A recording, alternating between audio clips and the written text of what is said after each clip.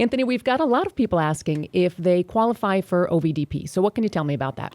Well, a lot of people want to know if they qualify for the Offshore Voluntary Disclosure Program. And I think a lot of times that question is premature, because the question you should be asking is, do you even need the Offshore Voluntary Disclosure Program, or is there some alternative that might work better for you?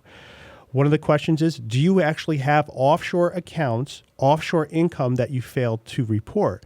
That income part is critical, because if you don't have unreported income, you just might need to file delinquent informational returns such as your FBAR. Mm-hmm.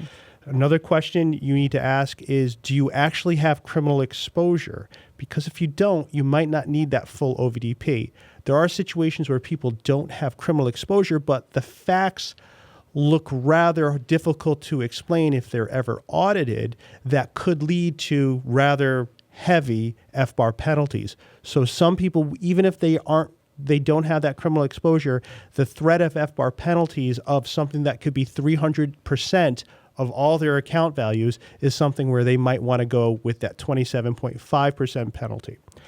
Now, some of the questions people have, now, if you look at the IRS website on whether or not you're eligible for the offshore program, OVDP, they're gonna ask you, well, if you're currently under audit, you don't qualify, and if you're currently under criminal investigation, you don't qualify. Mm-hmm. Well, that's generally true.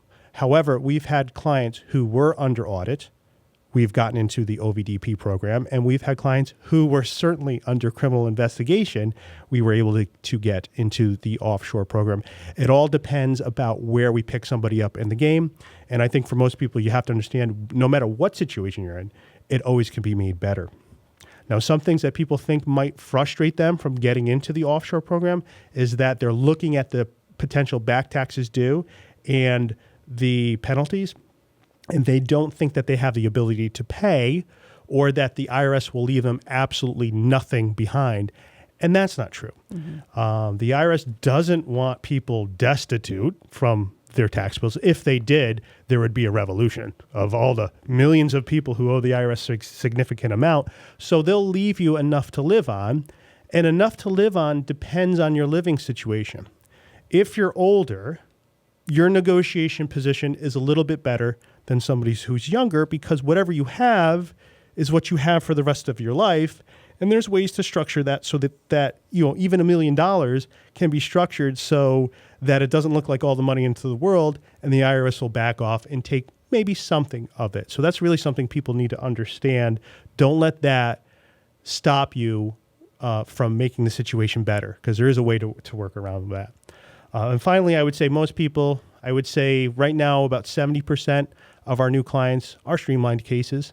And streamlined is not OVDP. It's a streamlined process. The streamlined doesn't offer that protection from criminal prosecution, but the vast majority of people really aren't at threat for it. Most people had no idea their worldwide income was taxable.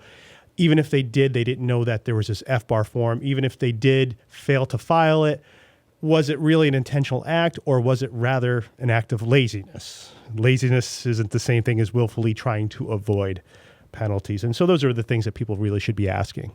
All right, awesome. For more information on qualifying for OVDP, visit IRSMedic.com and search keyword OVDP. Don't forget to click below to like this video. If you have any questions, you can leave a comment and we'll get back to you. And don't forget to subscribe to our channel. Thanks for watching. IRSMedic, the law offices of Parent, and Win, LLP. Real tax attorneys for tough tax problems.